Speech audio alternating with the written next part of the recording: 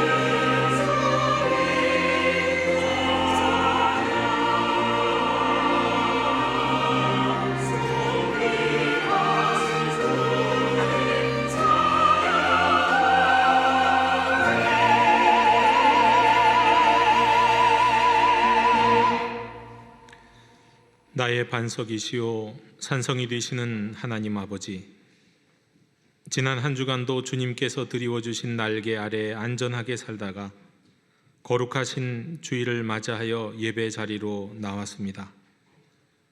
하나님만 바라보며 마음과 뜻과 정성을 다하여 예배하기를 원합니다.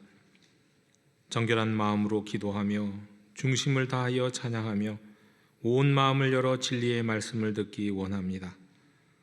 삼위일체 거룩하신 하나님께서 친히 이곳에 임재하셔서 저희가 드리는 이 예배를 기쁘게 받아 주시옵소서. 모든 영광을 하나님께 올려드리며 우리 죄를 사하시려고 고난의 길을 걸어가신 예수 그리스도 이름으로 기원하옵나이다. 아멘. 다 함께 자리에서 일어나셔서 주님 큰 영광 받으소서 찬양하시겠습니다.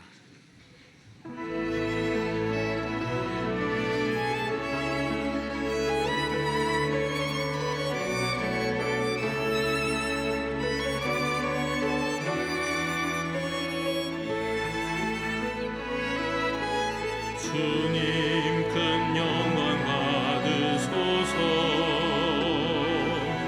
홀로 찬양 받으소서. 모든 이름 위에 뛰어난 그 이름, 온 땅과 하늘이 다 찬양해.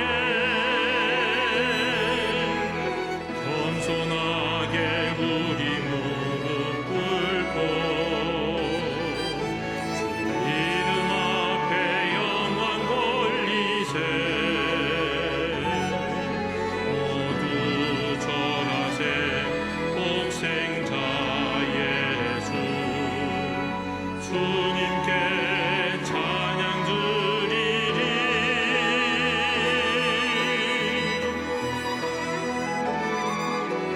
주님의 성령 부어주소서. 굳은 만제하시고 이 땅을 향한 주의 배끝 만부사. 무너진 교회 회복시키고 주 오실 길 예비하는 하나님의 사랑, 그 마음 가진 자. 주님의 마음에 합한 자로 세워주소서.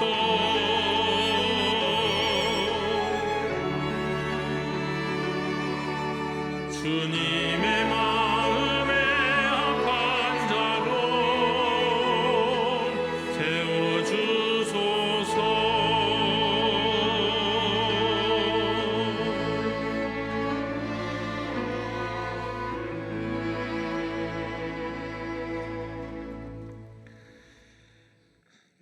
천지를 창조하시고 만물을 다스리시는 하나님 아버지, 예수님께서는 7번씩 70번이라도 용서하라 하셨건만 저희는 이렇게 용서하지 못하고 괴로움에 잠겨 있습니다. 물질의 손해를 입은 것만 생각해도 너무 괴로운데 험악한 말로 가슴에 깊은 상처를 받은 것까지 생각할 때 인간적으로 용서하기 너무 어렵습니다. 예수님의 말씀에 순종하여 원수까지도 용서하는 것이 성도의 마땅한 본분이라는 것은 너무도 잘 알고 있지만 그 실천이 너무도 어렵습니다. 예배하며 기도할 때는 용서할 수 있을 것만도 같은데 정작 얼굴을 마주하면 미움과 원망이 솟아나 가슴이 타들어갑니다. 주님, 저희 혼자만의 힘으로는 용서할 수 없사오니 성령님의 능력 안에서 용서할 수 있는 힘을 허락하여 주시옵소서. 주여 긍휼을 베풀어 주시옵소서.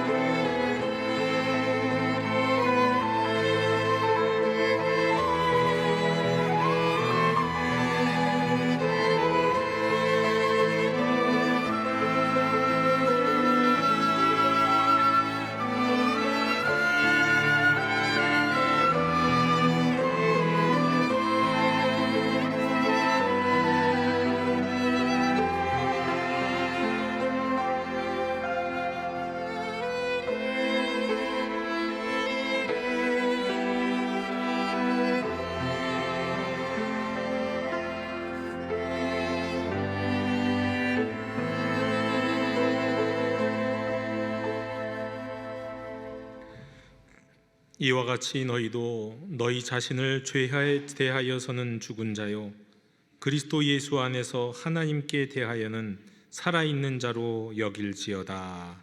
아멘. 나는 전능하신 아버지 하나님 천지의 창조주를 믿습니다. 나는 그의 유일하신 아들 우리 주 예수 그리스도를 믿습니다.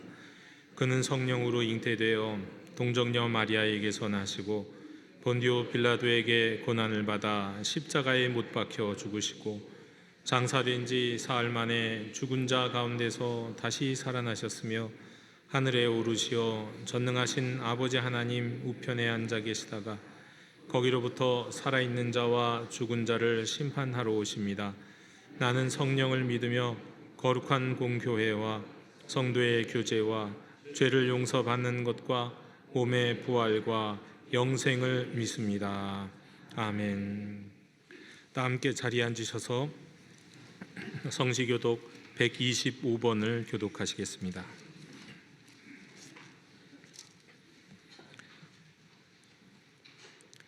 하나님이여 사슴이 시냇물을 찾기에 갈급함같이 내 영혼이 하나님 곧 살아계시는 하나님을 갈망하나니 사람들이 종일 내게 하는 말이 내 하나님이 어디 있느뇨 하오니 내 영혼아 내가 어찌하여 낙심하며 어찌하여 내 속에서 불안해하는가.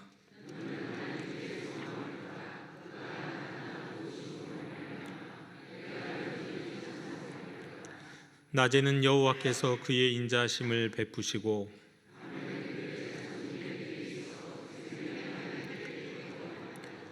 내 반석이신 하나님께 말하기를 어찌하여 나를 잊으셨나이까.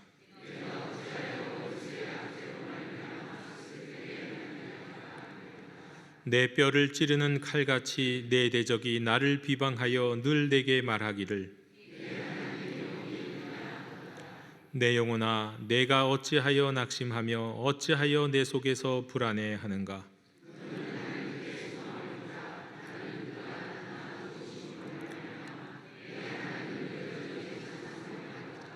아멘.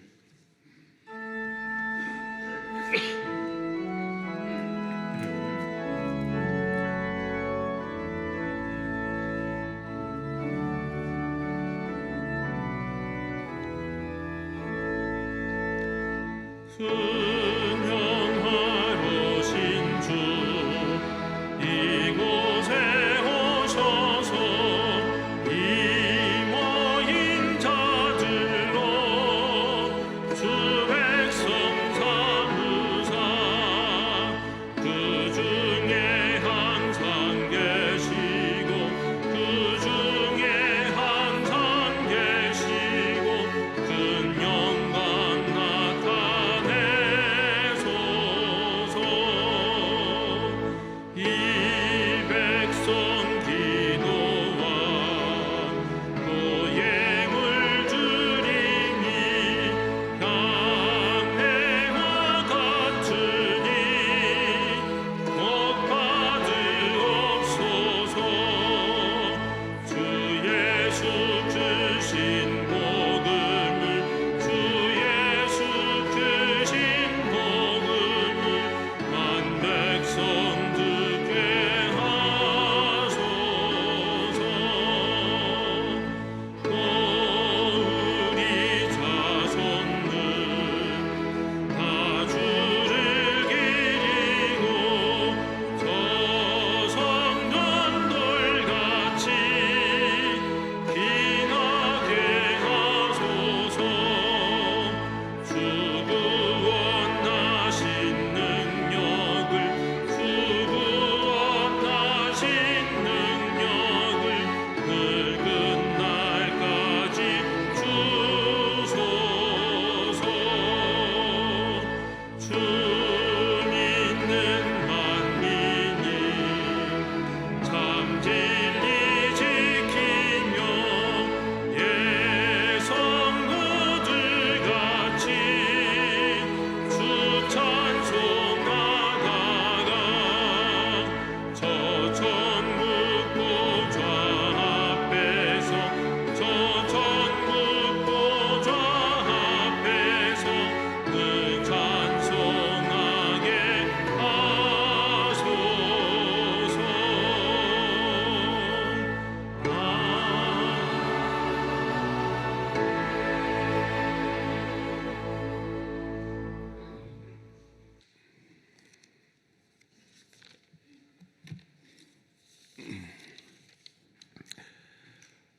은혜가 풍성하신 하나님 아버지, 만물이 소생하는 따뜻한 봄날을 허락하여 주셔서 하나님을 예배하러 모일 수 있도록 인도하여 주심에 감사드립니다. 단단하게 굳어있던 땅이 녹고 새로운 삭을 틔우는 것처럼 저희들의 마음 돌처럼 굳었던 우리의 마음이 오늘 예배를 통하여 회복되게 하여 주옵소서. 그리하여 오늘 모인 이곳에서 주님의 사랑과 진리를 경험하고 새로운 힘을 얻고 돌아가는 모든 성도들이 되게 하여 주옵소서. 이 시간 각 성도들이 주님께 참회 고백을 하였습니다. 우리가 주님 뜻대로 살지 못하고 제 길로 나아갔음을 고백하였사오니 은총 내려 주옵시사 우리의 마음이 주님의 뜻대로 결단하는 시간이 되게 인도하여 주옵소서. 사순절의 기간입니다. 주님의 마음을 기억하며 항상 예수님과 동행하여 우리 안에 모든 부정한 것들이 주의 은혜로 정결해지고 깨끗해지게 하여 주옵소서. 12년간 혈종을 앓던 여인이 믿음으로 예수님께 나아갔던 것처럼 우리도 예수님의 공로를 의지하며 나아갑니다. 우리가 믿음으로 기도하면 우리의 기도가 생명의 기도가 되리라 믿습니다. 우리의 삶의 모습을 통해 내 믿음이 드러나는 삶이 되게 하시고 예배하며 기도할 때 주님의 뜻을 따라 순종한 힘을 얻게 하여 주옵소서.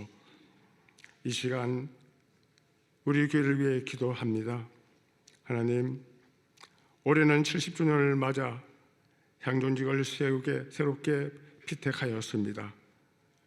주께서 피로 사신 교회를 위해 헌신할 좋은 일꾼들로 세워 주옵소서. 다시 부흥되는 영도교회의 영적 잔치가 되기를 소망하옵니다. 이달에 시작되는 모든 사역 위에 은혜 내려 주옵시고 사역을 준비하는 부교육자들과 모든 사역자들 위해 축복하여 주옵소서. 다시 오실 부활을 기대하면서 항상 예수님의 십자가를 기억하는 우리 교회가 되게 인도하여 주옵소서. 주님, 이 나라를 위하여 기도합니다. 이 땅이 끊임없이 분열하여 정치가 나뉘어 편가르기를 하며 지역과 지역이 나뉘어 서로를 비방하고 성과 성이 나뉘어 비하하며 손가락질하고 있습니다. 이 땅에 있는 분열의 영이 모두 사라지게 하여 주옵소서. 주의 사랑으로 하나 되는 대한민국이 되게 인도하여 주옵소서. 이 시간 단위에 서실 담임 목사님을 위해 기도합니다. 입술의 건설을 허락하여 주옵소서. 말씀을 통하여 성도들의 삶이 변화되게 하여 주옵소서. 목양의 사역을 감당하실 때 피곤치 않도록 붙들어 주시고 영육간의 강건함을 허락하여 주옵소서.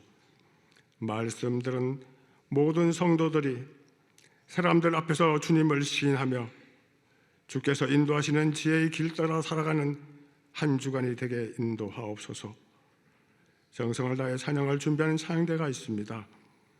하느님의 긍휼과 자비를 찬양하오니 기쁘게 받아주시고 예배 가운데 하느님의 은혜를 내려 주옵소서. 예배를 위해 헌신하는 봉사자들에게도 합당한 복을 내려 주옵소서. 예배 시종을 주님께 맡겨 드리오며 우리를 사랑하신 자기 목숨까지 내어주신 예수 그리스도의 이름으로 기도하옵니다. 아멘.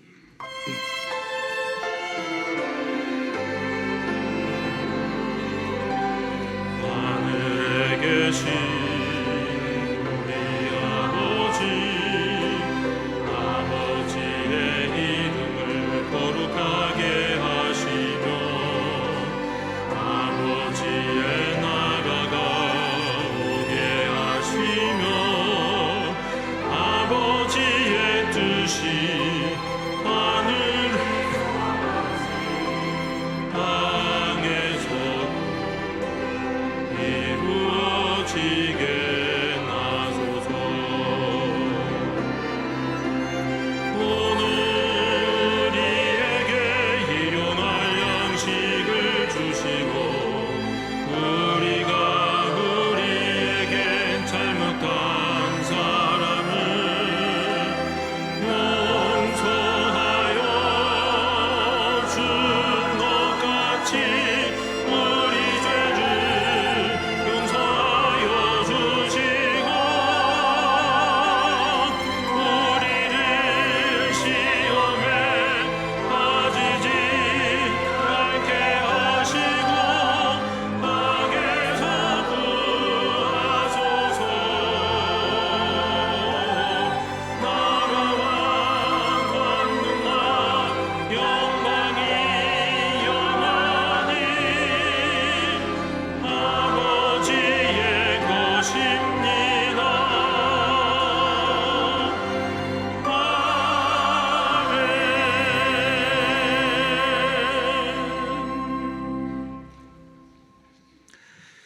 교회 실천을 전합니다. 우리 영도교회 주일 예배 3부에 배우신 모든 분들을 축복하고 환영합니다. 다음 주는 우리가 영도행전이 시작되는 주일입니다. 이 영도행전 시작하기에 앞서서 우리 온 성도가 함께 봉헌하는 특별 금양로 기도회를 함께 드리기를 원합니다. 영도행전을 앞두고 온 성도가 함께 나와서 이 영도행전의 이 순례길을 걷기로 결단하는 이 결단을 봉헌하는 기도회로 드려집니다. 모든 성도님들이 한 사람 한 생명을 위해서 간절히 기도 시작하는 그런 날이 되었으면 좋겠습니다. 다음 주일은 우리가 미랄 헌금 주일로 지킵니다. 미랄 헌금은 우리 남선교회와 여전교회 전액을 다 나누어 주어서 우리 남선교회 여전교회가 우리 도림동 이 지역 인근 우리 지역 사회를 섬기는 데 전액 사용하는 그런 주일입니다. 그러니까 남선교회와 여전교회가 선교하고 봉사하고 섬기는 그런 날인데 또 이 미랄 헌금 주일에 또 잘 참여해 주시기를 바랍니다. 오늘 우리 3월 주일 클래스가 두 번째 시간이 이어집니다. 지난주에 오셨던 우리 박인숙 권사님, 우리 전도여왕의 전도 레시피 저자이신데 오늘은 또 특별히 아주 구체적인 가족을 전도하고 또 어려운 사람들 이제 전도하기 어려운 분들을 전도하는 이런 이야기들을 구체적으로 나눌 예정입니다. 우리 청소년교회 예배당에서 2시에 있으니까 많은 분들 참석하시면 좋겠고, 또 이 예배 이후 성경 공부 이후에 잠시 우리가 또 영도행전을 준비하는 기도회를 갖습니다. 또 우리 특별히 향전직들 많은 분들 구역장들 많이 참석하시기 바랍니다. 우리 수요 남성 모임이 오는 수요일부터 시작이 됩니다. 죄송합니다. 이 시간에는 우리 남자분들밖에 참석할 수가 없습니다. 우리 여자분들은 다른 모임들이 많이 가능하게 열려 있는데 우리 남자분들은 말씀을 나누고 또 자신의 삶을 나눌 수 있는 그런 기회가 많지 않아서 이 남성분들을 위해서 수요 남성 모임을 저녁에 열게 되겠습니다. 우리 저녁 7시 30분에 시작하고요. 역시 청소년교회 예배당에서 하는데 사전에 신청 없이 그날 오시면 되겠습니다. 우리 많은 남성분들 오시고 또 우리 남편분들을 보내주시기 바랍니다. 우리 목양 양육부 키즈 케어 팀을 계속해서 모집하고 있습니다. 이미 신청해 주신 분들이 계신데 감사합니다. 근데 좀 몇 분 더 신청을 받고 있습니다. 그 밖에 우리 교우동정 그리고 모임 및 안내는 우리 광고 주보를 참고하시기 바랍니다. 이상으로 교회 실천을 모두 전해드렸습니다.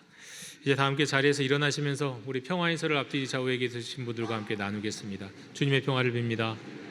주님의 평화를 빕니다. 네.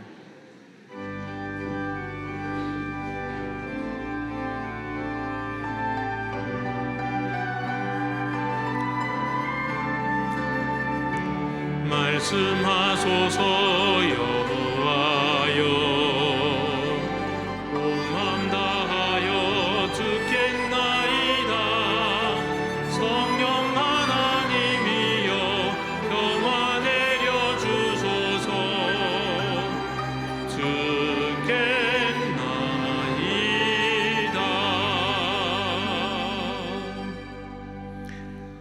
오늘 우리에게 주시는 하나님의 말씀은 누가복음 12장 8절로 12절의 말씀입니다. 하나님의 말씀을 경청하십시오. 내가 또한 너희에게 말하노니 누구든지 사람 앞에서 나를 시인하면 인자도 하나님의 사자들 앞에서 그를 시인할 것이요 사람 앞에서 나를 부인하는 자는 하나님의 사자들 앞에서 부인을 당하리라. 누구든지 말로 인자를 거역하면 사하심을 받으려니와 성령을 모독하는 자는 사하심을 받지 못하리라.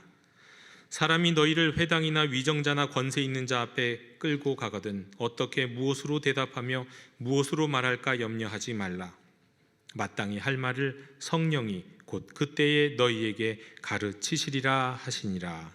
아멘. 자리에 앉으시겠습니다.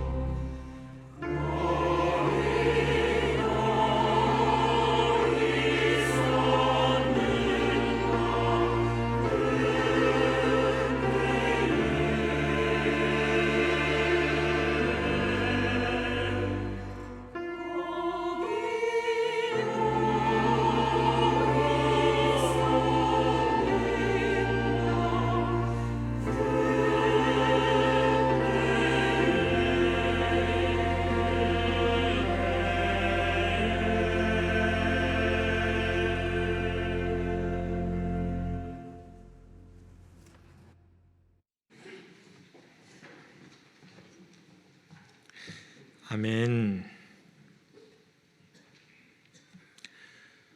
오늘 말씀은 예수님의 말씀입니다. 성경책에 빨간 줄로 빨간색 글씨로 되어 있는 말씀. 이 말씀에서 예수님은 이렇게 말씀을 시작하십니다. 누구든지 사람 앞에서 나를 시인하면 이라고요. 사람 앞에서 나를 시인하면. 여러분이 사람 앞은 누구일까요? 길 가는 사람, 친구, 그럴 수도 있습니다. 가족일 수도 있고 절친, 이웃들일 수도 있습니다. 그러나 우선 성경적인 배경과 맥락을 먼저 살펴본다면 그보다는 좀 더 공식적인 자리일 가능성이 큽니다. 아마도 재판정 같은 곳, 또 뒤에 나오지만 공회 같은 곳, 회당 같은 곳입니다. 여기에선 어떤 말을 어떻게 하느냐에 따라 다 자신의 인생이 뒤바뀔 수도 있는 매우 조심스러운 자리입니다. 여러분 텔레비를 보시면 요즘 우리 비상계엄 이후에 재판 과정, 이 헌법재판소나 청문회나 이런 것들이 굉장히 많이 벌어지는 것을 보게 되고 원튼 원치 않든 자꾸 보게 됩니다. 그런데 거기서 증언을 하시는 분들이 굉장히 많은데 그 증언하시는 분들이 한 분 한 분이 가능하면 증언을 안 하고 싶어 하시더라고요.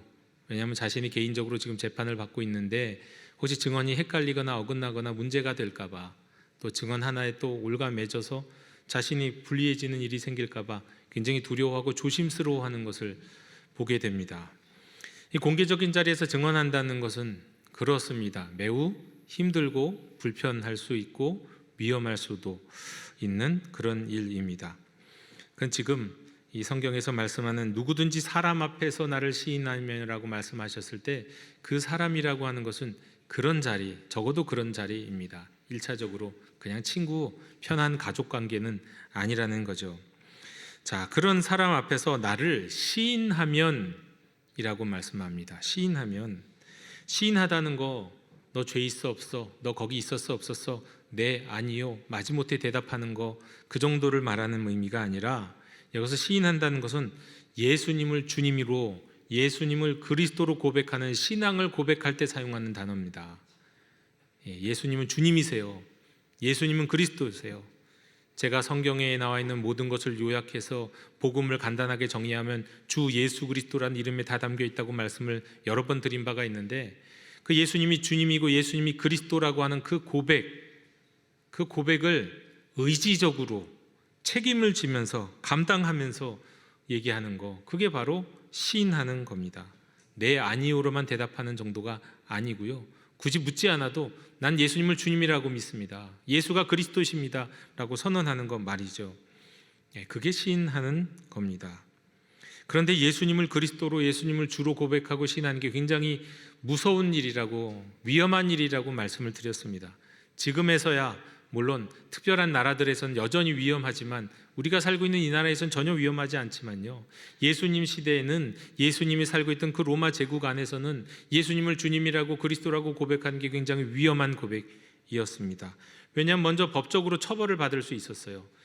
예수님이 주님이라고 하는 것, 로마 제국에서는 카이사르가 주님이라고 고백하고 카이사르를 숭배하는 황제 숭배가 이루어지고 있던 날인데, 예수님을 주님이라고 고백하면서 더 이상 황제를 숭배하지 않는 그리스도인들에 대해서는 중형을 내릴 수 있었습니다. 어떤 중형이요? 십자가형, 화형, 그리고 원형 경기장에 짐승의 먹이로 던져질 수도 있었습니다. 혹시 그런 일이 일어나지 않는다 할지라도, 그 정도의 박해는 없자 할지라도 사회에서 배신자, 사회 질서의 파괴자로 간주되어서 직업, 경제활동, 사회관계에서 완전히 배제되거나 심각한 차별을 받았습니다. 그런데 그런 사람 앞에서, 그런 사람들 앞에서 시인하는 거, 그게 시인하는 거예요. 그렇게 시인하면 어떤 일이 벌어지냐? 하나님이 하나님의 사자들 앞에서 그를 시인할 것이라고 말씀하셨어요. 하나님의 사자들 앞에서 시인한다. 이 장면을 성경을 알고 읽으면 이게 그림이 그려지는 장면입니다. 하나님이 하나님 앞에서, 사자들 앞에서 시인하는 것은 저 천국이, 저 천상에 있는 하늘의 재판정을 말하는 거예요. 하늘의 재판정에서 재판관이신 주님이, 하나님이 당신의 사자들에게 시인하시는 거예요. 역시 하나님도 시인하실 때는 네, 아니요 정도만 대답하는 게 아니라 우리가 신앙을 고백하는 것처럼 적극적으로 의지적으로 사람들에게 이야기하는 것처럼 주님도 하나님도 하나님의 사제들에게 이는 내 사람이야, 나를 믿는 사람이야, 내가 이를 위해서 십자가를 졌고 이를 위해서 내 아들을 이 땅에 보냈어, 이 사람은 더 이상 죄가 없어, 이렇게 적극적으로 변론하신다는 뜻입니다. 우리가 이 땅에서 하나님을 시인하면 하나님은 하늘재판장에서 우리를 그렇게 시인하고 우리를 변호하신다는 말씀, 이게 바로 오늘 우리에게 주신 말씀입니다. 그런데 이제 그 다음에 좀 더 엄중한 말씀이 이어집니다. 사람 앞에서 나를 시인하지 않고 사람 앞에서 나를 부인하는 자는 어떤 일이 있나요? 여기서 여러분 부인한다는 게 무슨 뜻일까요? 이 역시 마찬가지예요. 시인하는 거랑 정반대예요. 시인한다는 것이 고백하는 것이고 적극적으로 의지적으로 선언하는 것이라면 부인하는 것도 마찬가지예요. 이 부인도 아니에요 라고 정도가 아닙니다. 여러분, 베드로가 저가 예수님의 제자라고 누군가가 이야기했을 때 그가 예수님을 부인한 것입니까? 네, 한 번, 두 번, 세 번 부인했죠. 근데 한 번 부인했을 때 이건 부인이라고 말하기 조금 애매모호합니다. 왜냐하면 자기도 모르게 무서워서 그냥 얼토당토 순간적으로 그런 얘기가 나왔을 수도 있으니까요. 그런데 세 번을 그랬잖아요. 진짜 부인한 거예요. 세 번 그런 거면 진짜 부인한 거예요. 완전히 부인한 거예요. 그러니까 뭐 그냥 모른다고 선언하는 정도가 아니라 배교에 이르는 것, 배교한 것. 나는 정말 이 사람이랑 상관없어, 나는 예수님과 상관없고 난 기독교와 상관없어 말하는 것이, 이게 부인하는 거예요. 반복적으로 지속적으로 말이죠. 근데 보통 이렇게 배교하고 부인하는 일이 왜 이루어질까요? 어떤 상황 속에서 이루어질까요? 성경 시대와 그 이후 기독교의 역사에서 보면 이렇게 예수님을 믿는다는 것을 시인하면 중대한 피해가 올 때 배교를 합니다. 부인을 하게 됩니다. 고문에서 오는 고통이 있거나 죽음에 대한 위협이 있거나 내가 가진 모든 명예와 재산을 다 뺏기는 그런 상황이 처할 수 있을 때, 그때 무슨 부인하는 일이 종종 벌어져 왔습니다. 전에도 언젠가 말씀드렸지만 엔도 슈자코의 소설 가운데 침묵이라고 영화로도 만들어진 소설이 있습니다. 일본의 예수의 사제들을 중심으로 로마 가톨릭이 이제 전파되고 있을 때 17세기인데 엄청난 박해가 있었습니다. 가톨릭 신자인 것을 알면 잡아갖고 고문을 가고 죽이기를 마치 짐승 잡듯이 했어요. 짐승 잡듯이. 그때 이렇게 잡아간 이들을 배교하게 기독교 신앙을 부인하도록 유인하기 위해서, 또 배교하겠다고 고백한 이들을 배교를 확인하기 위해서 행했던 조치가 있었다고 말씀을 드렸습니다. 후미에라고요. 예수님의 성화가 있는 이런 어떤 돌판, 목판을 하나 바닥에다 딱 두고 그걸 밟고 지나가게 하는 거예요. 그러면서 배교가 확인이 되는 거예요. 예수님의 얼굴을 밟고 지나갔으니 너는 너희 신의 입장에서도 너는 더 이상 구원 못 받아. 그리고 우리 입장에서 너는 배교가 확실하니까 그래, 살려는 줄게. 네, 그게 후미에입니다. 근데 많은 사람들이, 많은 기독교 신자들이 그 후미의 발길을 거부하면서 순교했어요. 하지만 또 많은 사람들이 고통과 죽음의 위협을 이기지 못한 채 후미에를 밟고 그냥 지나갔어요. 이들은 배교한 것으로 간주해서 당장은 박해를 멈췄고 처형에서도 벗어났어요. 하지만 신앙 공동체에서는 쫓겨나게 되고 또 자기 자신은 개인적으로 깊은 죄책감과 정체성의 혼란을 겪습니다. 나는 누구지? 라는 정체성의 혼란 말이죠. 그리고 배교 후에도 가만 놔두지 않습니다. 당국에서는 지속적으로 감시하고 관리를 했어요. 그래서 정기적으로 후미의 의식을 반복하도록 했어요. 1년에 한 번이든 뭐 한 번, 일로 와, 너 정말 배교한 거 맞아? 다시 밟고 가, 이렇게 말이죠. 그리고 그럼에도 배교자라는 낙인이 또 사회석에서도 계속해서 찍혀서 계속해서 차별과 의심을 받으면서 살았죠. 그런데 오늘 말씀, 사람 앞에서 나를 부인하는 자는, 이렇게 부인하면 하나님의 사자들 앞에서도 부인을 당하리라 말씀합니다. 근데 저는 솔직히 좀 이 말씀 약간 너무하신 거 아닌가 하는 생각이 듭니다. 사람은 사람이잖아요. 사람은 연약하잖아요. 고통을 참을 수 없으니까 그럴 수도 있는 거죠.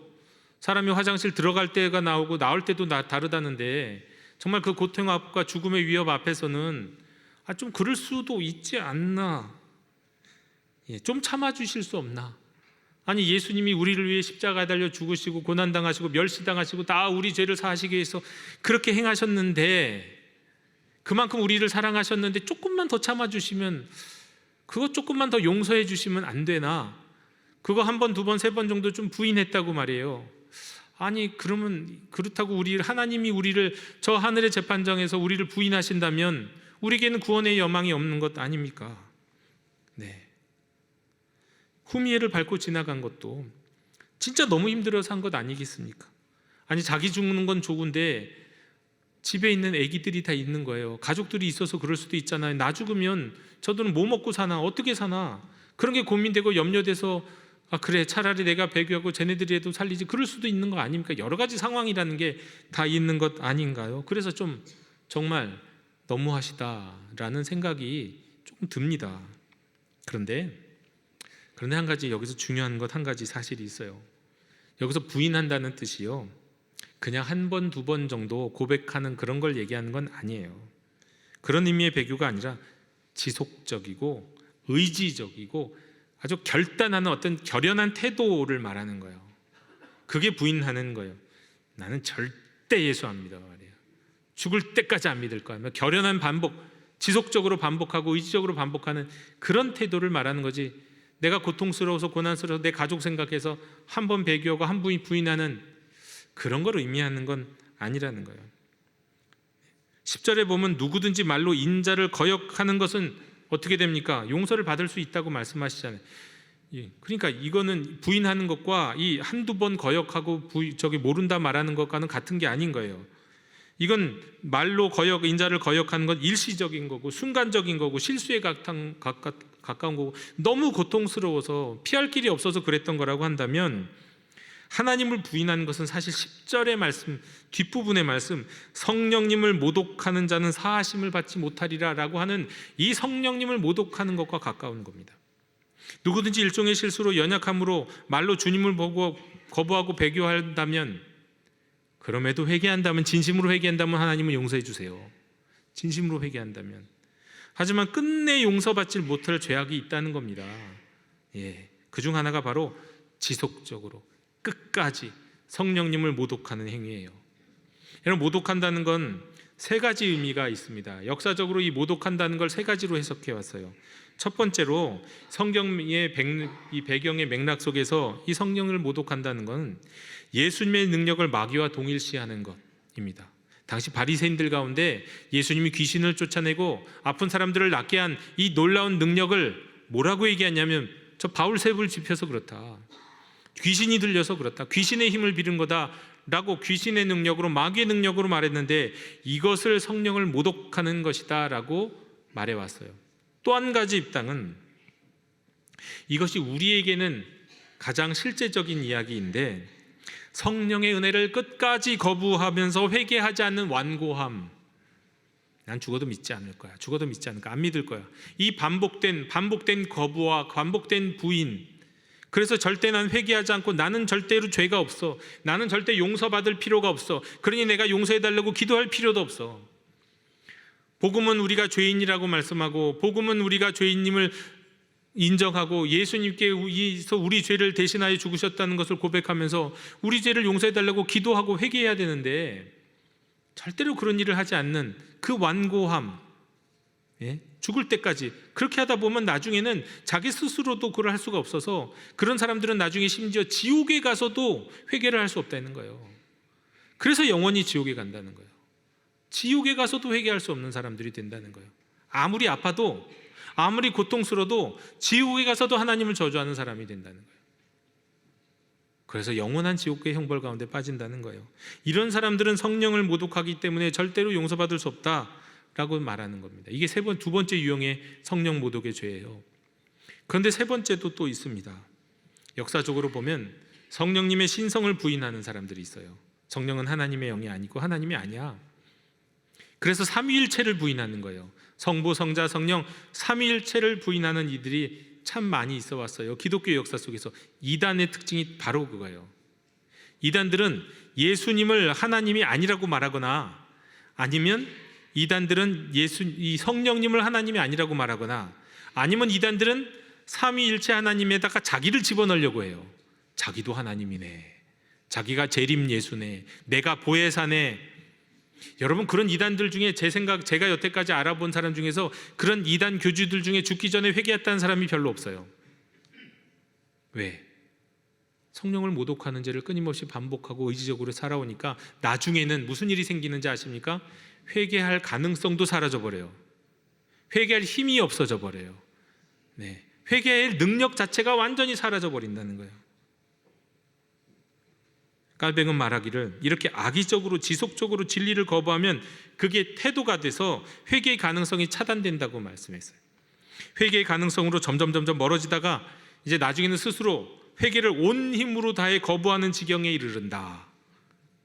그게 지옥 형벌에 빠져 있는 사람의 특징이라는 겁니다. 소설 침묵에도 나오는데 17세기 일본에는 실제로 박해와 위협으로 인해서 아까도 말씀드린 그 후미에를 밟고 배교한 사람들이 많이 있었습니다. 살아났죠. 생명은 얻었죠. 그런데 그들은 그렇다고 해서 완전히 신앙을 거부한 건 아니고 버린 건 아니었어요. 내면적으로 어떤 사람은 진짜 완전히 버렸고 어떤 사람은 내면적으로 은밀하게 기독교 신앙을 유지하는 이들이 있었습니다. 그들은 어쩔 수 없이 겉으로는 불교 신자로 살았어요. 왜? 의심의 눈초리로 보니까 더더욱 불교 신자로서 열심히 해야 되겠죠. 사당도 더 열심히 찾아가고 2배로 말이죠. 하지만 비밀리에 자녀들에게, 가족들 가운데서는 비밀리에 그 기독교를 전하기도 했어요. 근데 여러분, 그럼 이건 배교입니까? 아닙니까? 배교입니까? 아닙니까? 무슬림 전도를 하시는 선교사님의 이야기를 들은 적이 있습니다. 예전하고 요즘하고 좀 많이 이 선교에 전도하는 방식이 바뀌었는데, 요즘은 무슬림 가운데 복음을 듣고 세례를 받으면 세례 받을 때 비밀리에 받죠. 비밀리에 받아요. 그런데 비밀리에 받은 다음에 계속 무슬림으로 남아 있는데요. 왜 그럴까요? 우리가 알다시피 이슬람 무슬림 세상에서는 기독교인으로 개종하면은요, 예? 어떻게 됩니까? 가족살인, 명예살인이라는 거 이루어지기도 하잖아요. 심하면. 그리고 모든 것을 다 빼앗겨요. 다 버리고 가서 살아야 돼요. 거기 살 수가 없어요. 생명을 유지하기 위해서는 아예 다른 곳으로 혼자 떠나고 살아야 돼요. 거기 있고자 한다면, 어떻게든 거기 있고자 한다면 그냥 무슬림처럼 살아야 되는 거예요. 무슬림처럼. 그래서 이슬람 사원에도 가고 기도 시간도 지켜요. 이슬람 시간 기도 시간에도 지키고 금식도 하고 무엇보다 라마단도 철저히 또 지켜요. 근데 내면으로는 기독교인이에요. 내면으로는. 왜요? 드러나면 죽으니까. 드러나면 핍박받으니까. 이건 북한이나 공산사회에서 지하교회 그리스도인들이 살아가는 방식이기도 하죠. 자, 그렇다면 다시 한번 여러분께 여쭤보고 싶어요. 부인하면, 배교하면 어떻게 되는 겁니까? 사람들 앞에서 말이죠. 구원받을 수 있는 겁니까? 용서받을 수 있는 겁니까? 네, 여러분 마음으로 아마 느끼시고 계실 것 같아요. 그리고 우리 하나님은 분명히 아세요. 자, 그런데 이제 중요한 건 적어도 이게 우리의 문제는 아니잖아요. 우리의 문제는 어떻게 해결해야 될까요? 우리는 적어도 그럴 일이 없잖아요. 예. 사람 앞에서 부인한다고 할 때 그 사람 앞이 21세기 대한민국에 사는 우리에게 있어서 그 사람은 도대체 누구냔 말이에요. 사람 앞에서 시인하고 사람 앞에서 부인은 그 사람, 적어도 재판정 어떤 박해가 이루어지는 그곳은 아니잖아요. 우리에게 있어서 그 사람은 누구냐? 우리에게 있어서 그 사람은 정말 저 영등포역 앞에 수많은 사람들이 오고 가는 그 횡단보도 앞, 한 번 횡단보도 지날 때 막 몇십 명, 몇백 명 기다리기도 하는 그 사람 많은 곳일 수도 있습니다. 가족일 수도 있고 친척일 수도 있고 이웃일 수도 있고 동료일 수도 있습니다. 친구들일 수도 있고요. 우리가 일상에서 부딪히는 사람들 다 사람들에 해당돼요. 그런데 그 사람들 앞에서 하나님을 부인한다는 것은 우리에게 있어서는 어떤 의미가 있을까요? 깔뱅은 말합니다.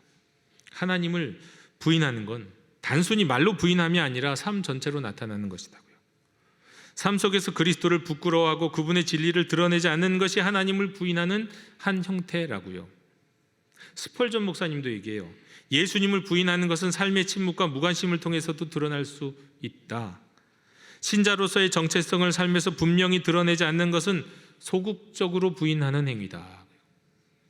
존 스토트도 말합니다. 그리스도를 적극적으로 시인하지 않는 것 역시 일종의 부인이다. 신앙을 숨기고 세상과 타협하며 살아가는 것도 그리스도를 부끄러워하는 행위에 해당한다. 그러니까 우리에게 있어서 예수님을, 하나님을 부인하는 행위는 반대로 적극적으로 시인하지 않는 것이 부인하는 것이다 라는 거예요. 내가 예수님을 믿고 이 복음을 세상에 나가서 시인하고 나타내고 드러내고 내가 그리스도임을 사람들에게 알리지 않는 것 자체가 부인하는 것이다 라는 거예요. 자, 이렇게 얘기하면 오늘 이 예배를 드리고 또 영상으로 예배를 드리고 말씀을 듣는 많은 분들이 해당이 될 겁니다. 나는 혹시 이거 하나님을 부인하는 삶을 살고 있는 것 아닌가?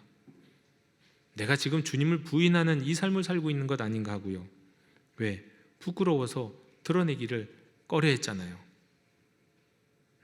나는 21세기 대한민국판 후미예를 날마다 지금 하고 있는 건 아닌가? 이런 생각. 내가 공식적인 자리에서 예수님 안 믿는다, 예수님을 믿지 않습니다, 기독교는 가짜다 이렇게 선언한 것도 아닌데 삶으로는, 내 삶의 실제적인 모습으로는 기독교를 부끄러워하게 예수님을 모르는 척하며 살고 있는 것은 아닌가? 그런 생각할 수 있는 겁니다. 그런데 그런 우리에게 변명의 여지는 있어요. 많은 분들이 어쩌면 이렇게 변명할지 모릅니다. 우리는 예수님이, 나는 예수님이, 성경이 기독교가 부끄러운 게 아닙니다. 나는 누가 부끄러운 걸까요? 그럼 뭐라고 말할까요? 나는 교회가 부끄러워요. 나는 많은 그리스도인들이 부끄러워요. 한국 기독교인들이 부끄러워요.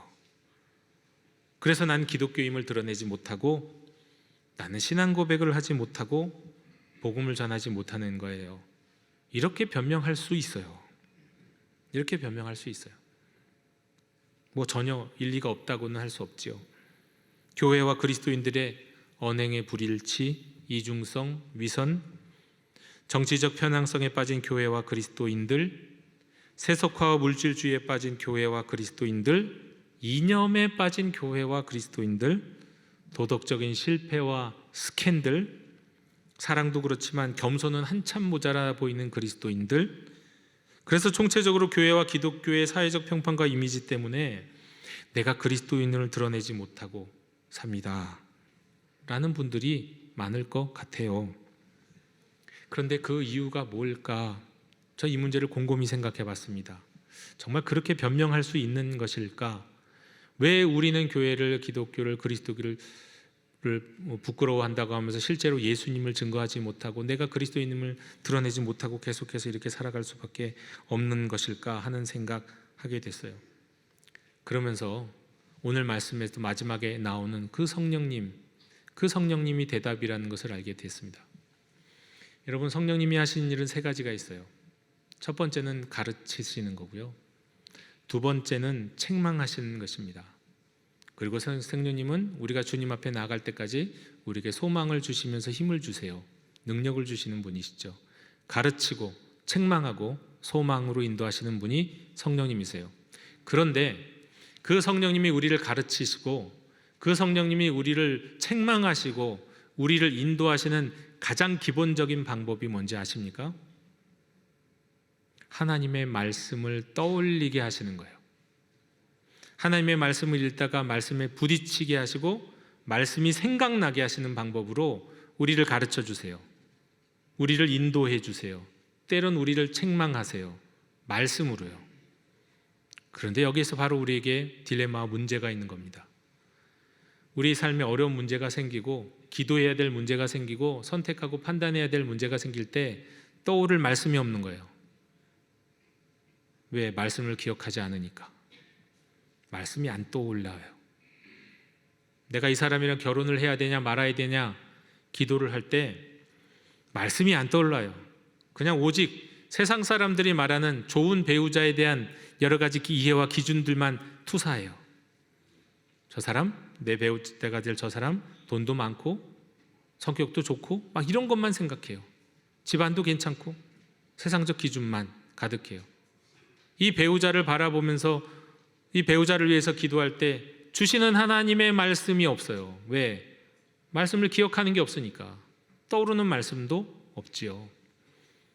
성령께서 우리를 가르치시고 우리를 책망하시고자 할 때도 그것이 죄고 그것이 잘못이라는 것을 우리에게 가르치시고자 할 때도요, 말씀으로 주로 우리에게 가르치시고 책망하시거든요. 그런데 말씀이 생각나는 게 없어요.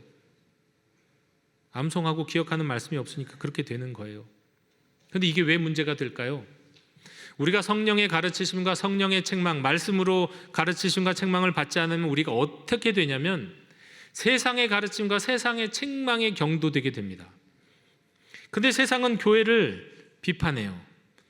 비판할 만한 거리가 있어서 비판하기도 하지만 사실 비판할 거리가 아닌데도 비판하는 경우도 사실은 너무너무 많아요. 역사적인 여러 가지 관점들을 볼 때도 오히려 교회가 자랑스러운 것들도 참 많이 있는데, 세상의 역사는 일단 기독교는 수그러들어야 돼. 기독교를 컨트롤하기 좋아야 돼. 그래 기독교인들을 분열시키고 또 기독교인들을 완전히 소극적으로 만들고 힘 빠지게 만들어야 자신들이 교회를 마음대로 할 수 있으니까. 그래서 세상은 세상의 방식과 세상의 이데올기와 이념으로 교회를 책망해요. 우리는 성령의 책망을 받지 않냐면 세상의 책망만 들어옵니다. 그 세상의 책망과 세상의 가르침이 우리를 장악해버려요.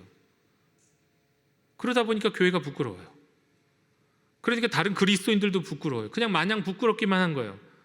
그러다 보니까 그리스도인임을, 복음을 전하는 일에 있어서, 예수님을 시인하는 일에 있어서 마치 적극적으로 부인하는 건 아니지만 부인하며 사는 것처럼 살아가는 것이 우리의 현실이라는 거예요.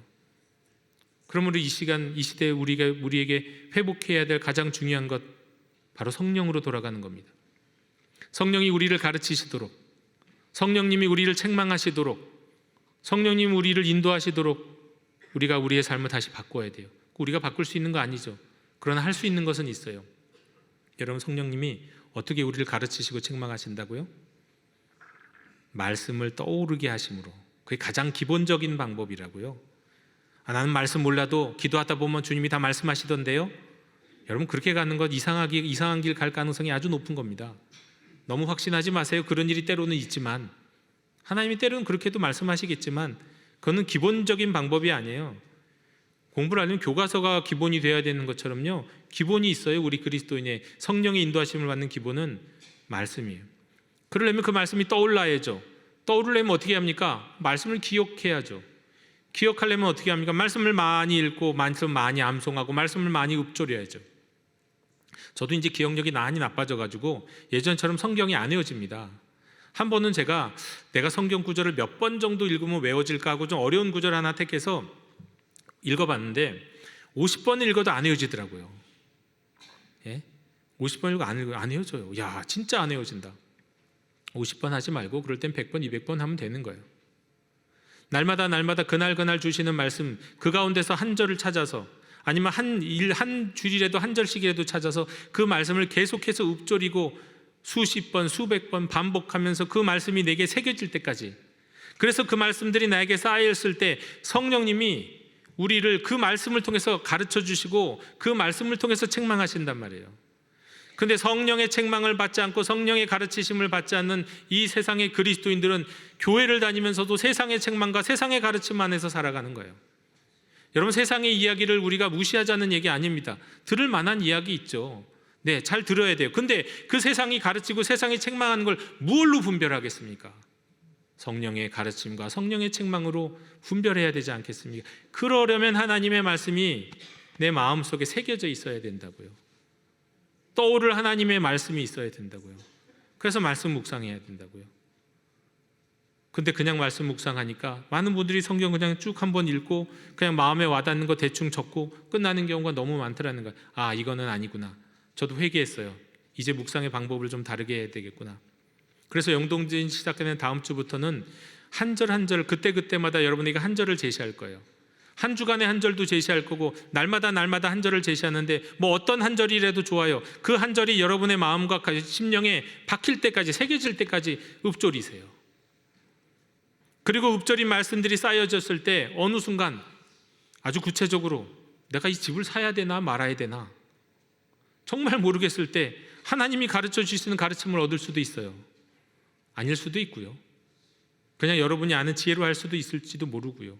그러나 아주 인생의 중요한 기로에서 또 인생의 절망 가운데 있을 때, 아주 힘든 일이 있을 때 나를 위로하시고 소망을 주시고, 또 내가 죄악 가운데 있을 때는 나를 책망하시고, 또 세상을 분별할 수 있는, 세상의 책망과 가르침을 분별할 수 있는 성령의 가르침을 주실 때도 나에게 이 말씀을 주심으로 하는데, 여러분 그 말씀 가까이 하고 외우고 날마다 읊조리며 묵상해야 하지 않겠습니까? 그래서 영도행전이 시작되는 이번 영도행전은요, 전도하는 것, 당연히 우리가 복음을 전하는 자로서의 사명을 가진 자니까 우리가 예수님을 시인해야 되는 것 당연하지만, 그것에 앞서서 우리가 말씀으로 돌아가기를 원합니다. 말씀이 내 안에서 역사하시도록 말씀을 암송하고 읊조리고, 그리하여 성령의 가르치심과 성령의 책망과 성령의 위로와 소망을 얻는 우리 영도 가족들이 다 되시기를 원합니다. 이러한 영도 행전 순례의 길에 우리 영도 가족들 모두를 초대합니다. 함께 기쁨으로 이 길을 나아갈 때 성령이 말씀을 통해 우리의 인생을 가르치시고 좋은 길로, 선한 길로 인도하여 주실 줄로 믿습니다. 하나님 아버지, 감사합니다. 오늘 우리에게 귀한 말씀 주셨습니다. 이 말씀이 우리의 삶에서 이루어지게 하여 주옵소서. 성령님, 우리를 가르쳐 주시고 인도하여 주시옵소서. 마땅히 할 말을 성령이 곧 그때에 너에게 가르치시리라고 말씀하셨는데, 우리의 마음속에, 우리의 심령 속에 하나님의 말씀이 가득 채워져서 그 말씀으로 우리를 가르치실 때 그 말씀의 지혜를 얻어 세상 승리하며 나아가는, 살아가는 저희들 되게 하여 주옵소서. 세상의 책망을 받고 판단받는 자가 아니요, 성령의 가르침과 책망 속에서 세상을 판단하고 책망할 수 있는 하나님의 자녀들 되게 하여 주시옵소서. 예수님의 이름으로 기도하옵나이다. 아멘. 이 시간 응답의 찬송 195장 부르시며 봉헌하시겠습니다.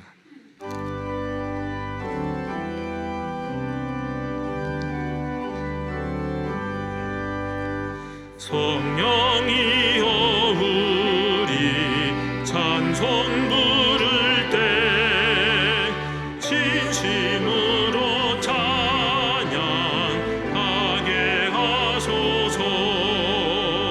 성령이여 우리 기도 드릴 때 우리 곁에 계셔 일러주소서. 성령이여 우리 성경 읽을 때 그 속에서 빛을 보게 하소서. 성령이여 우리 전도할 때에 지혜로운 말씀 주시옵소서.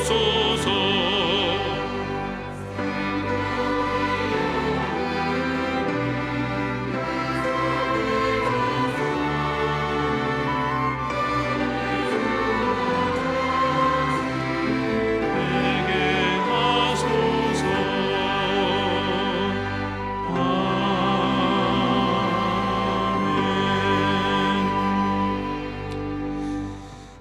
거룩하시고 자비로우신 하나님 아버지, 저희를 위하여 고난의 길을 걸으시며 십자가 앞에서도 당당히 진리를 시인하셨던 주 예수 그리스도의 은혜에 감사드립니다. 주님, 우리가 그저 입술로만 주님 고백하지 않고 우리의 삶 전체가 주님을 시인하게 하여 주옵소서. 어떤 상황 속에서도 믿음 흔들리지 않게 하시고 세상의 유혹과 압력에서 주님을 부인하고 세상의 판단을 받는 자 아니요, 성령의 가르치심과 책망 가운데 세상을 판단하는 자 되게 하여 주시옵소서. 성령님, 연약한 우리를 붙드셔서 주님의 뜻을 늘 분별할 수 있도록 도와주옵소서. 성령의 능력으로 살아가게 하여 주옵소서. 이 시간 우리가 헌신과 또 정성을 주께 드리오니 기뻐 받아 주시옵고, 이 예물이 주님의 영광을 드러내는 거룩한 일에 쓰임받게 하여 주옵소서. 감사드리며 예수 그리스도 이름으로 봉헌기도 드리옵나이다. 아멘.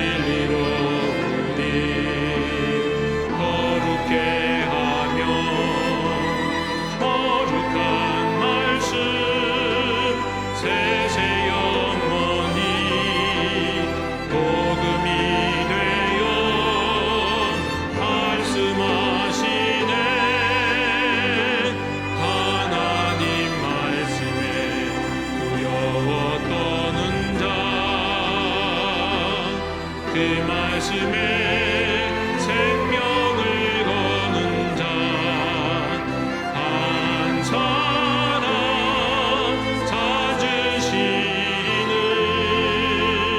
주님의 약속을 믿어 하나님 말씀에 운명을 거는 자 순종하며 주 따라가는 자 영원한 하나님 나라 이뤄갈 주의 교회여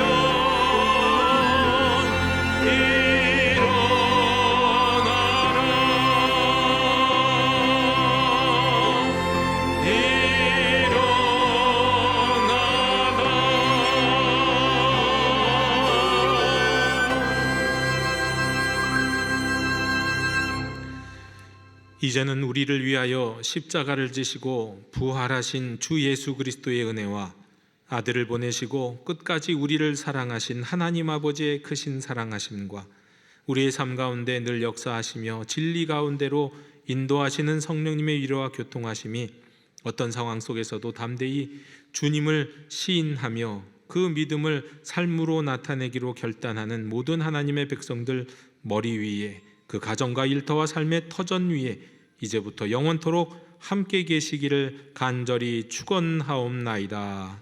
아멘.